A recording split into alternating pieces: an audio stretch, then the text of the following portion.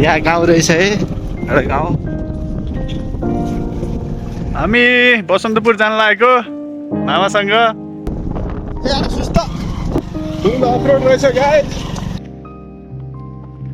बाटो चाहिँ यस्तो छ गाइज। कता देखायो? गुगल म्याप युज गर्यो। यस्तो हालत हुन्छ है।